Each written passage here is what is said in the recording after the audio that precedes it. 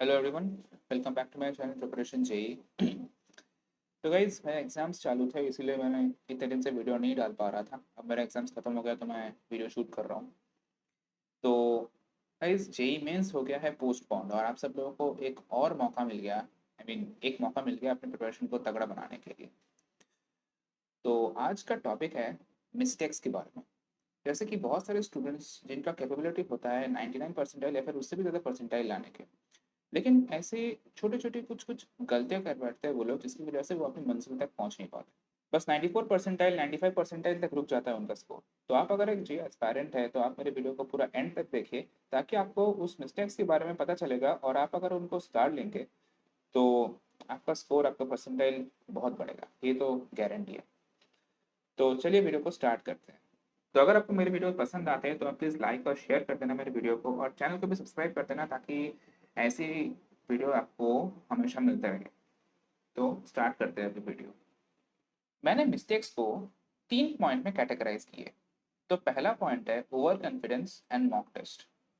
Guys, आप लोग जानते हो कि कॉन्फिडेंस एक बहुत बड़ा रोल प्ले करता है इस तरीके के एग्जामिनेशन में। अगर आपका कॉन्फिडेंस ज़्यादा है, मतलब अगर आप ओवर कॉन्फिडेंट हो, तो भी आप एग्ज़ाम क्रैक नहीं कर पाओगे, और अगर आपका कॉन्फिडेंस बहुत लो है, तो भी आप एग्ज़ामिनेशन क्रैक नहीं कर पाओगे। तो आप लोग अभी सोच रहे होंगे कि ओवर कॉन्फिडेंस के साथ मॉक टेस्ट का क्या संबंध है? कॉन्फिडेंस के साथ मॉक टेस्ट का कुछ संबंध नहीं है। एक्चुअली रियल एग्ज़ामिनेशन पे बैठने के पहले हमको बोला जाता है, टीचर्स बोलते हैं, पेरेंट्स बोलते हैं कि मॉक टेस्ट दीजिए। ये बिल्कुल सही बात है, मॉक टेस्ट आप लोगों को देना चाहिए, लेकिन मॉक टेस्ट का मार्क्स आपको कंसीडर नहीं करना चाहिए। मैं आपको एग्जांपल के तौर पे ये बताता हूँ कि सपोज़ एक बंदे का मॉक टेस्ट में 300 में 200 आ गए, तो वो बंदा क्या करता है, बहुत ही ओवर कॉन्फिडेंट हो जाता है कि हाँ, मेरा तो 300 में 200 आ गया, मैं तो, मेरा प्रिपरेशन तो बहुत अप टू द मार्क है एकदम। और एक बंदा जिसको सपोज़ 80 से कम मार्क्स आए हैं, उसका कॉन्फिडेंस इतना गिर जाता है, वो ऐसे सोचते हैं कि मेरा तो कुछ नहीं होने वाला, मेरा तो प्रिपरेशन बहुत कम है, बहुत, मतलब प्रिपरेशन बिल्कुल तगड़ा नहीं है, मेरा तो कुछ नहीं होने वाला इस एग्ज़ामिनेशन में। तो ये सब सोच की वजह से वो लोग जब रियल एग्जामिनेशन में बैठते हैं, तो वो लोग सिली मिस्टेक्स करते हैं और अपनी मंजिल तक पहुंच नहीं पाते, एग्जामिनेशन क्रैक नहीं कर पाते। तो अभी आप लोग सोच रहे होंगे कि हमको मॉक टेस्ट क्यों देना है।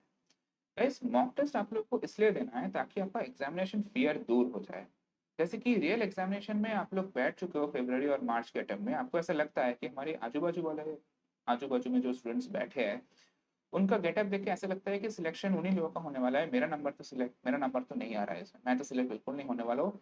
यही लोग सिलेक्ट होंगे जो मेरे आसपास बैठे हुए हैं। गाइज, बस इसी फियर को दूर करने के लिए हमको मॉक टेस्ट देने के लिए बोलते हैं टीचर्स। ठीक है? तो गाइज, प्लीज़ मॉक टेस्ट का मार्क्स कंसिडर मत कीजिए। मॉक टेस्ट सिर्फ और सिर्फ इसी फियर को दूर करने के लिए है और आपका कॉन्फिडेंस ठीक ठाक रखने के लिए है। गाइज, दूसरा पॉइंट है कि नेग्लेक्टिंग अ सब्जेक्ट।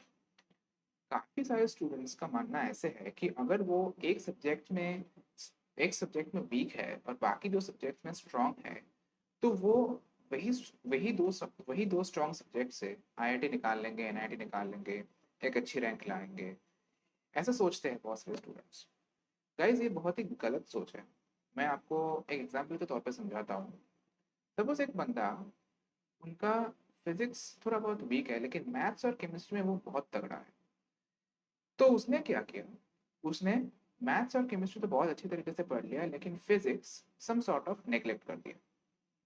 अब हम लोग देख चुके हैं कि रिसेंटली जो पेपर सेट हो रहा है जेई मेंस में, उसमें केमिस्ट्री तो थोड़ा बहुत इजी रहते हैं, थोड़ा बहुत इंफॉर्मेटिव रहते हैं, लेकिन मैथ्स लेंदी आ रहा है कुछ कुछ, मतलब रिसेंट पेपर्स में लेंदी आ रहा है और थोड़ा बहुत डिफिकल्ट भी आ रहा है।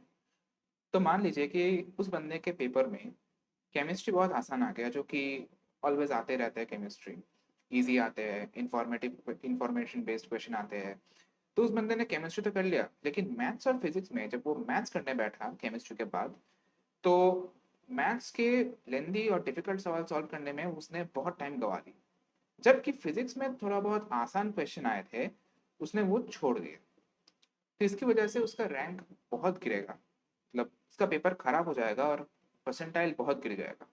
सो प्लीज़ ध्यान रहे कि आप किसी भी सब्जेक्ट को नेग्लेक्ट मत कर दीजिएगा।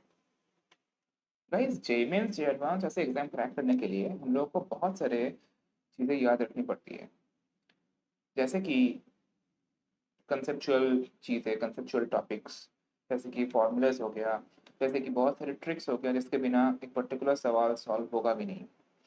ऐसी बहुत सारी चीज़ें याद रखनी पड़ती है। तो गाइस, आप लोगों को एक शॉर्टकट कॉपी बना के हर सब्जेक्ट के हर चैप्टर में जितने भी ऐसे कंसेप्चुअल टॉपिक्स है, कंसेप्चुअल फॉर्मूलाज हो गया, कंसेप्चुअल ट्रिक्स हो गया, ये सब कुछ आपको लिख कर लेना है, ताकि एग्जामिनेशन के एक हफ्ते पहले आप वही कॉपी रिवाइज करके एग्जामिनेशन दे सकते हो। अगर आप ऐसे नहीं करते हो तो आपको पूरा 2 साल का सिलेबस रिवाइज करना है, और वो भी 1-2 हफ्ते के अंदर अंदर, which is next to impossible.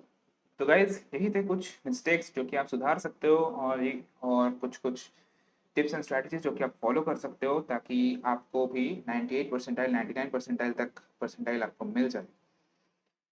तो चलिए,